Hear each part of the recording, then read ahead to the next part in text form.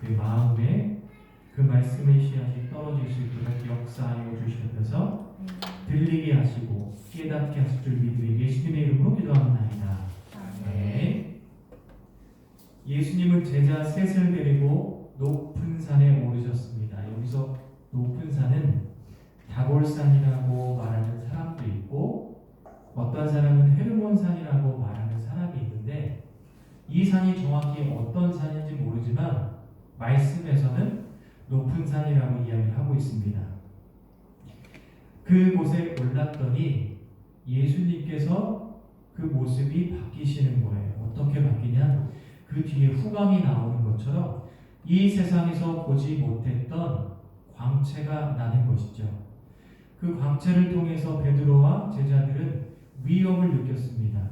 그것은 마치 모세가 시내산에 올라가 하나님의 임재를 통하여 위협을 느꼈던 것처럼 그 광채의 빛을 통해서 위협을 느꼈습니다. 그 광채는 세상에서 만들어낼 수 있는 인위적인 광채가 아니었습니다. 그 어디서 볼 수 없는 것이다 라고 또한 말씀에서도 우리 3절을 통해서도 알 수가 있습니다. 그리고 그곳에는 예수님만 있었던 것이 아니라 모세도 있었고 엘리야도 있었습니다. 베드로는 살짝 마음이 두려웠어요. 하지만 예수님과 함께했고 또한 모세와 말씀으로 듣던 모세와 엘리야도 함께해서 두려웠지만 좋았습니다. 그래서 그곳 가운데 안식을 누리고 싶어 예수님을 위해서 모세를 위해서 그리고 엘리야를 위해서 초막셋을 지으려고 했습니다. 그럴 때 그 앞을 구름이 가렸습니다. 그리고 나서 하늘에서 음성이 들리는 거예요. 뭐라고 들리냐면 이는 내 사랑하는 아들이니 너희는 그의 말을 들으라 하는지라. 그렇게 구름이 사라지고 보니 예수님과 제자들만 그 자리에 남아있게 되었습니다.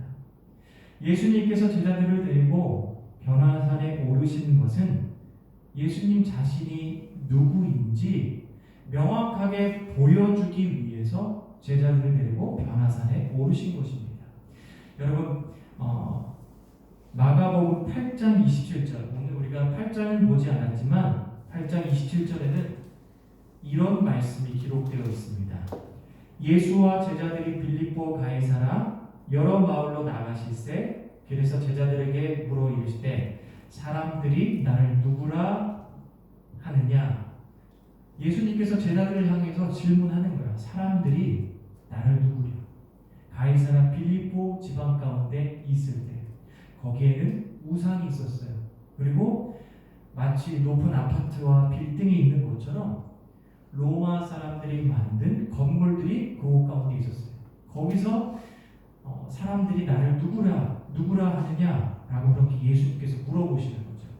그러니까 제자들이 대답하기를 어떤 사람은 세례 요한이라고 합니다. 그리고 어떤 사람은 엘리야라고 합니다. 그리고 어떤 사람은 선지자라고 합니다. 그래? 그러면 너희들은 나를 어떻게 생각하니? 라고 물어보는 거예요. 그때 우리가 다 아는 베드로의 신앙 고백을 이야기하는 것이죠. 주는 그리스도시요 살아계신 하나님의 아들입니다. 라고 그렇게 배짱 좋게 고백을 했어요. 예수님께서는 그래? 이때다 싶어서 앞으로 내게 있을 일들에 대해서 순환과 고난에 대해서 왜? 신앙으로 고백했으니까 이제는 어느 정도 이야기해도 되겠구나 라는 마음 가운데 순환과 고난에 대해서 말씀을 해주었습니다. 난 앞으로 십자가의 순환과 고난을 당할 거예요. 그랬더니 베드로가 그 앞길을 다 가로막는 거예요. 그리고 나서 예수님께로부터 베드로는 책망을 당합니다. 베드로와 제자들은 예수님께서 이 땅에 오신 것을 정확하게 알지 못했어요. 그래서 엿새우 8일이 지나 높은 산에 올라 자신이 누구이고 왜 이 땅에 오셨는지 직접 눈으로 보여주신 것이에요. 마가복음에서는 예수님과 모세와 엘리야가 어떤 대화를 했는지 대화에 대한 것은 기록하고 있지 않습니다. 그런데 이 말씀은 마태복음과 누가복음 같은 공관복음, 그러니까 예수님을 하나님의 아들이라는 관점을 가지고 있는 같은 공관복음에서 누가복음에서는 뭐라고 이야기를 하냐면 예수님의 죽음에 관해 대해서 제가 한번 읽어볼게요. 누가복음 9장 31절입니다. 영광 중에 나타나서 장차 예수께서 예루살렘에서 별세하실 것을 말할세. 모세와 엘리야는 예수님께서 앞으로 별세할 것에 대해서 이야기를 했습니다. 베드로와 제자들이 변화산에 갔습니다. 그곳에서 예수님의 광채, 이 세상에서 볼 수 없는 광채를 보았습니다. 그리고 구름 가렸을 때 하늘에서 음성이 들었어요. 이는 내 사랑하는 아들이니 그 말을 들을지어다. 그리고 모세와 엘리야를 통해서 어떤 대화를 했느냐? 앞으로 예수님께서 곧 돌아가실 것이다. 그 이야기를 하는 거예요. 여러분, 이것을 세 개를 합치게 되면 무엇이 나옵니까? 예수님께서 이 땅에 오신 목적이 분명히 드러납니다. 예수님께서는 십자가에 못 박혀 돌아가시기 위해서 이 땅에 오셨어요. 왜? 우리의 죄를 대속하기 위해서, 하나님 앞에서 우리의 죄를 대속하기 위해서 예수님께서는 오셨어요. 그 의를 만족할 수 있는 것은 사람에게서 찾아볼 수 없어요. 오직 예수님만이 그 의를 만족해 할 수 있습니다. 제자들은 예수님께서 이 땅에 오신 것을 하나님의 일로 받지 않고 사람의 일로 받았습니다. 우리는 예수님이 이 땅에 오신 그 이유와 목적을 분명히 알았으면 좋겠습니다.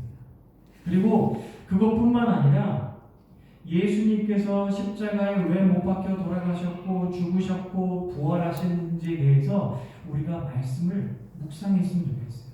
그래서 신앙의 낮은 산이 아니라 높은 산에 이르는 저와 여러분이 되길 축복합니다. 저희 아버님은 웬만한 낮은 산은 성이 안 차요. 높은 산에 올라가는 걸 어제도 식사를 하면서 공룡능선인가요? 설악산에 있는 공룡능선 한번 갈까?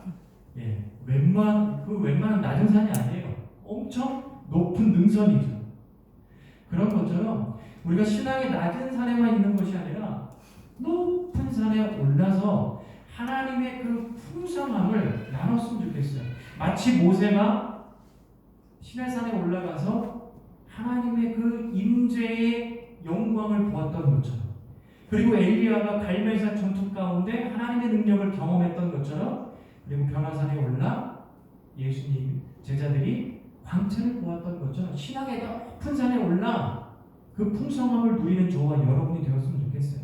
그렇다면 신앙의 높은 산에 오른다라는 것은 무엇입니까? 쉽게 말해 말씀을 묵상해 풍성한 은혜를 깨달아 아는 것이고 말씀의 깊이를 아는 것입니다. 이를테면 여러분, 십자가가 주는 큰 은혜가 있어요. 먼지와 같은 하찮은 인간을 너무나도 사랑해서 하나밖에 없는 독생자를 이 땅에 예수 그리스도를 우리에게 보내주신 것입니다. 우리가 아무리 반려견을 사랑하고 강아지를 사랑하고 고양이를 사랑한다고 해서 우리가 강아지와 고양이가 될 수 없어요. 그런데 예수님은 하나님이었던 신이었던 예수님이 인간의 몸을 입으셨어요. 우리와 같이 되었어요. 이것을 우리가 묵상할 때 얼마나 큰 위로가 되는지 몰라요. 그리고 예수님의 죽음은 무엇입니까? 어떤 사람들은 예수님이 무기력하게 로마 군인들에게 채찍에 맞아 죽었다 라고 이야기합니다. 그런데 그 죽음은 무기력한 죽음이 아니에요. 우리를 사랑한 용기 있는 죽음이었어요. 그걸 통해서 수많은 사람들을 살리고 더 나은 삶을 우리에게 제공해 주셨습니다. 묵상했을 때 우리가 이것을 깨닫는 거예요.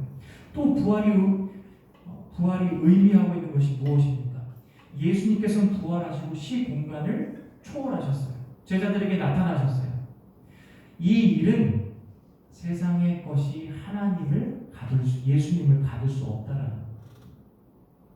그 부활을 믿는 우리도 마찬가지죠. 세상의 것이 우리를 가둘 수 없어요.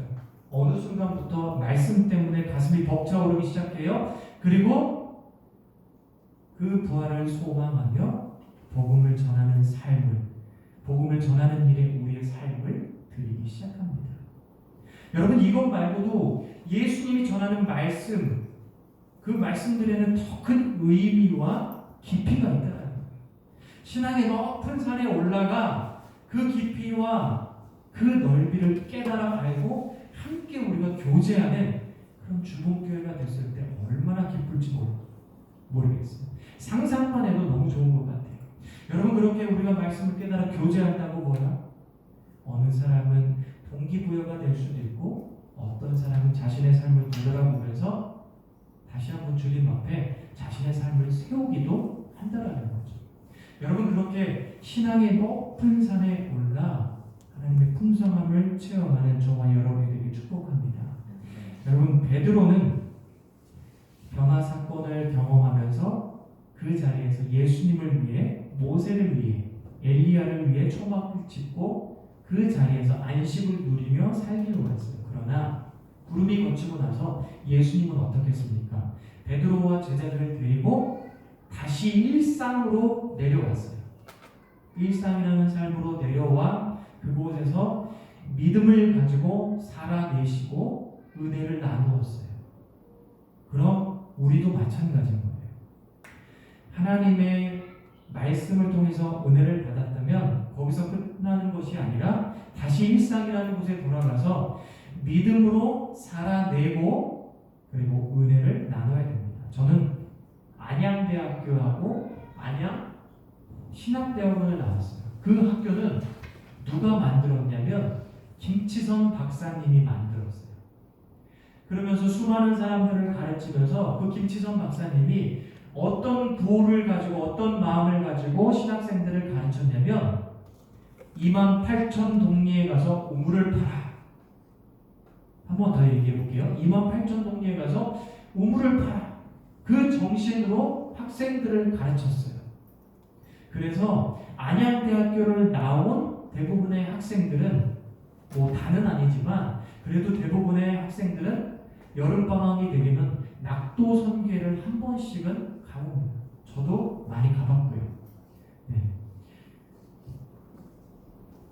이 28,000동리에 가서 우물을 판다라는 정신은 무엇이냐면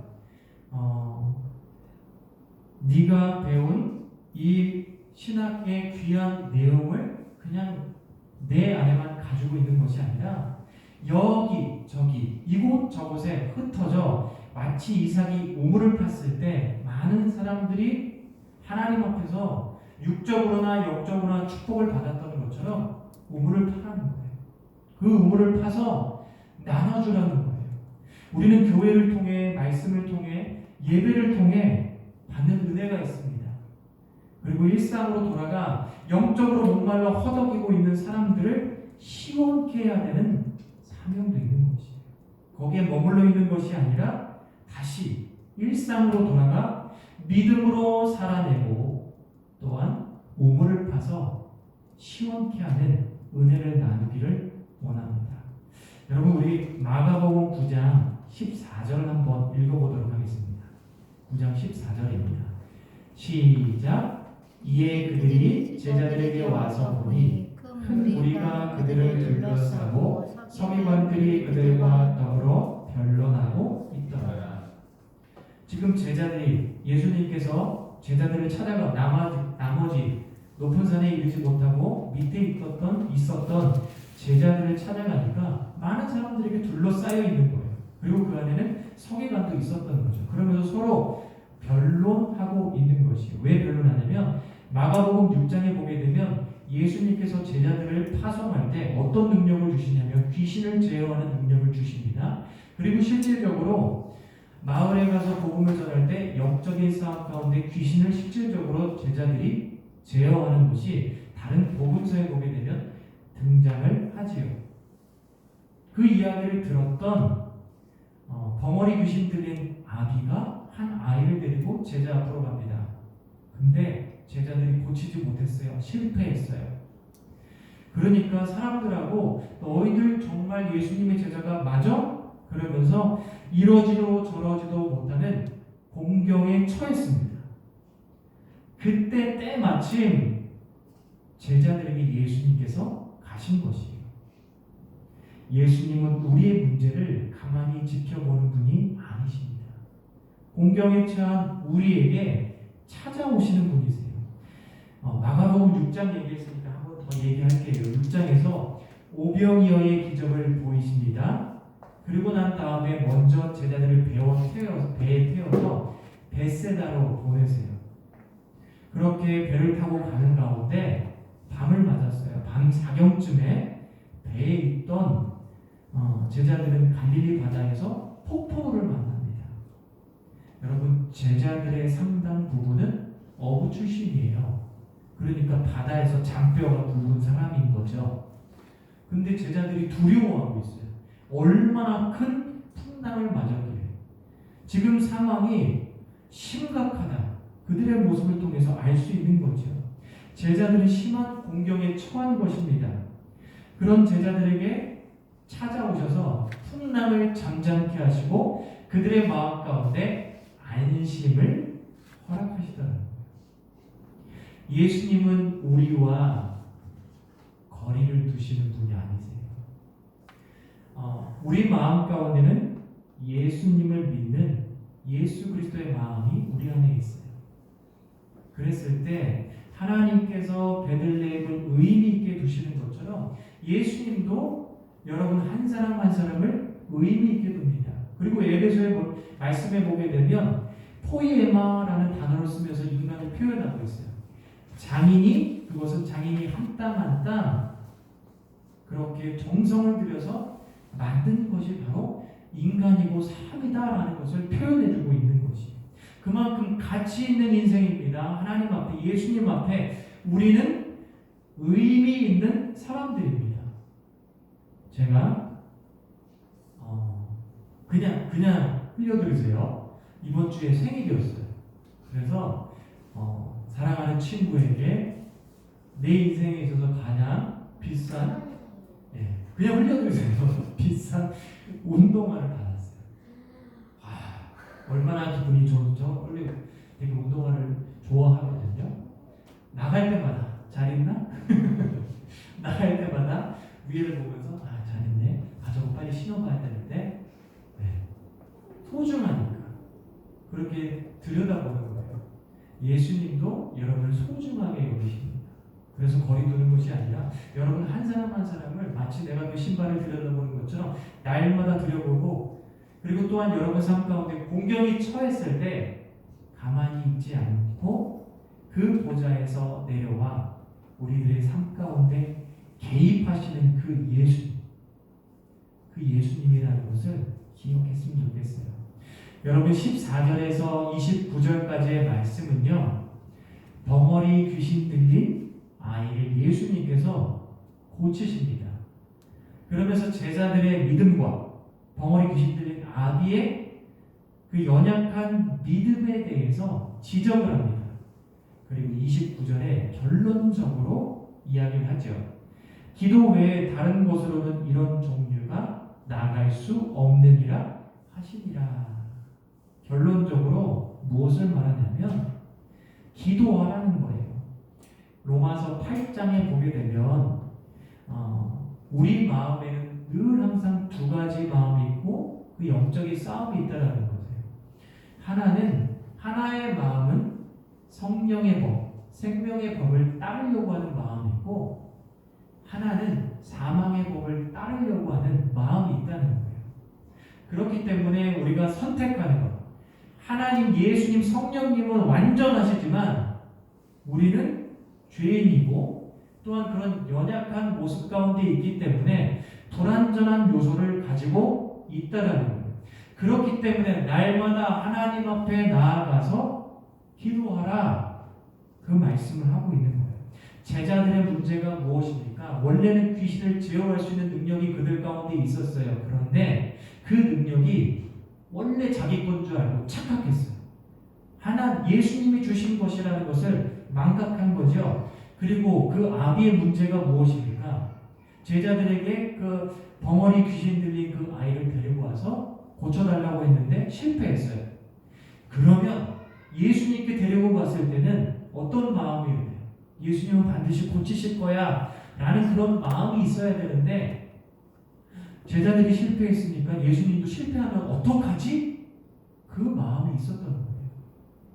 제자들과 벙어리 귀신 들린 아비가 믿음이 없었다라고 말하기는 어려울 것 같아요. 믿음이 없었다면 제자가 되지 않았을 것이고 그리고 또한 예수님께 그 아이를 데리고 오지 않았을 것이에요.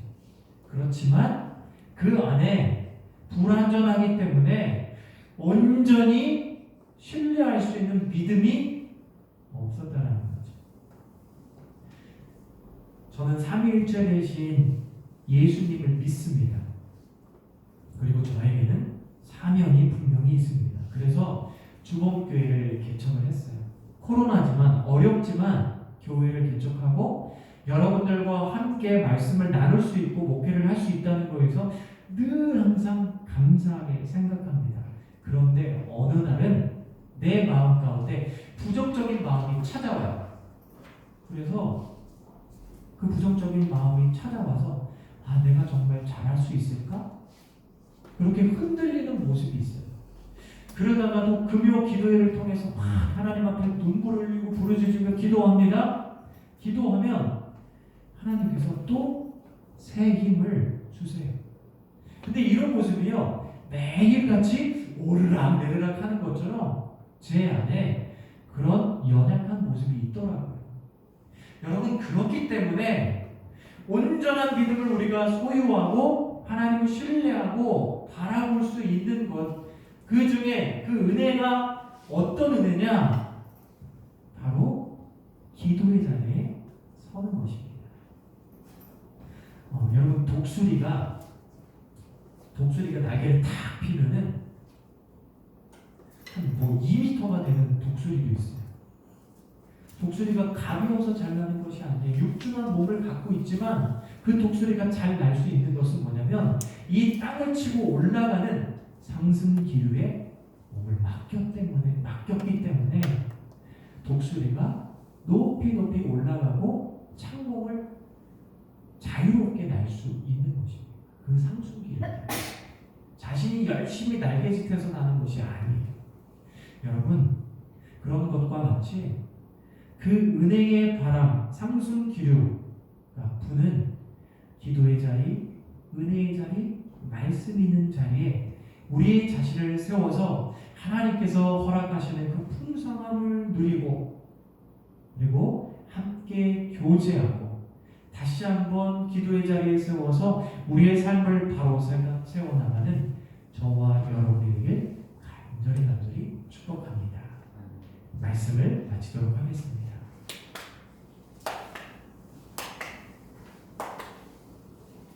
함께 묵상하며 기도합니다.